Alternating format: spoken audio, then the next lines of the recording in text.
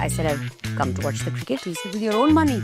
I said, yeah, with my own money. You know, those were the days of one television. So either you sit in the same room and watch the cricket or leave the room. And after a certain point, I realized, wow, the power's in my hands. I've got this. Words once uttered cannot be taken back, and it's life.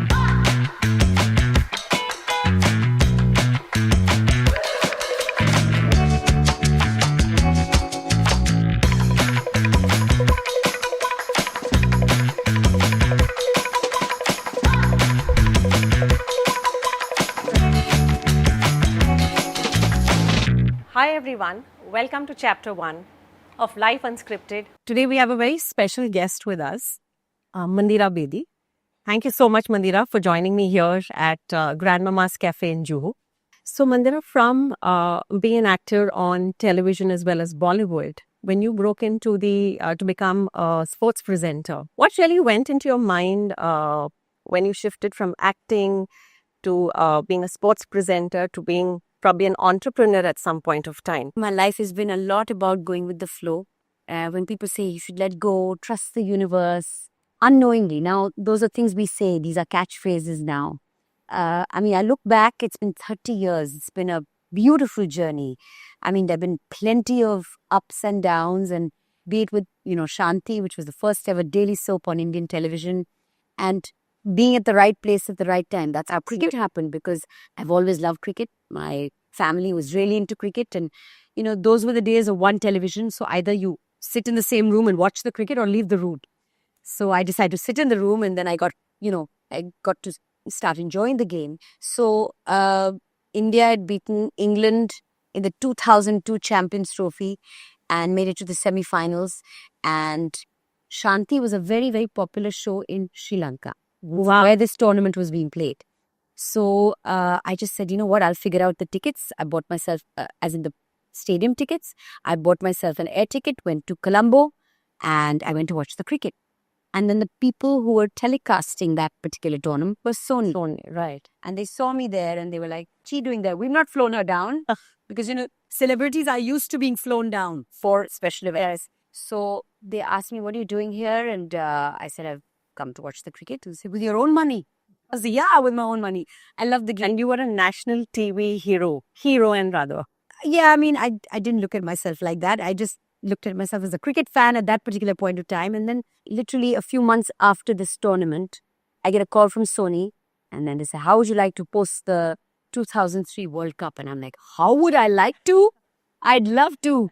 But it wasn't as easy as that. There were a couple of auditions that happened. I got the gig, and it was, I think, something that completely changed my life. Up until then, I was known as the characters I played. Right. On television, I played, Shanti.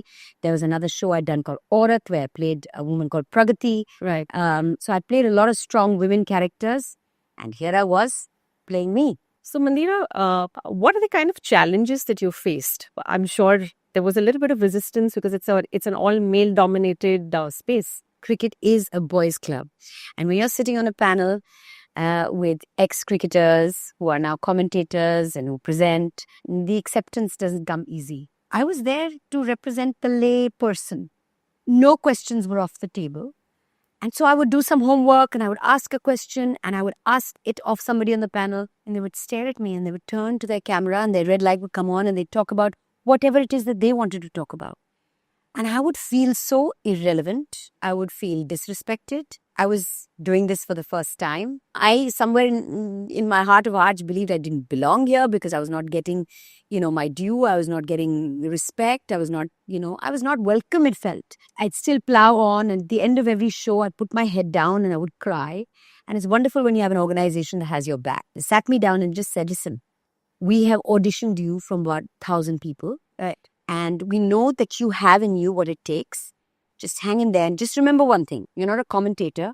You're not an analyst. You're not a purist. You're there to just ask the question. You're representing the common man. You ask whatever you want. Nothing is off the table. Go enjoy yourselves. After that one conversation where I felt secure, okay, then I would ask a question, and it's live television, right? I'd ask a question, and if the person who you would receive my question didn't answer my question, I'd say, excuse me, you didn't answer my question. My question was this. And that's just it. Words once uttered cannot be taken back, and it's live television. So he was compelled to answer. And after a certain point, I realized, wow, the power's in my hands. I've got this. And I started enjoying myself. Essentially, you broke away from the stereotype. I did. That's how I've approached, everything that I've done since. So tell me about you, Liz. I mean, you are also in a business where, if you look at finance, if you look at insurance, you see less women than men. I think the good part about ICICI Prudential here is that with the times, we've had a lot of policies also which have changed. I think there have been a lot of stereotypes, especially in sales. Within the advisor group, we used to see very few women participating because it's traditionally seen as a very male-dominated space.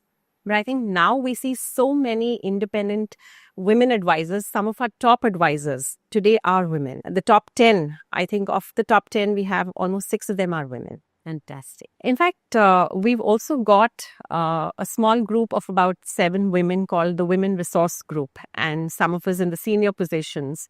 So the resource group essentially comes together, and you can choose who you want to choose as your mentor, right? And then the company facilitates a conversation. It can go on for a couple of days, but I think These are people who've been there, done that. Exactly. So it helps to hear, I think, from somebody who's been there, done that, rightly said. And they're also able to guide you. I think settle a lot of fears and anxieties that women of today probably have. Not to state that women are any less, but just to help them give the wind beneath their That's right. Help them come into their full power. Absolutely. Fantastic. Thank you, Mandira. This is the end of chapter 1 for Life Unscripted with Mandira Bedi.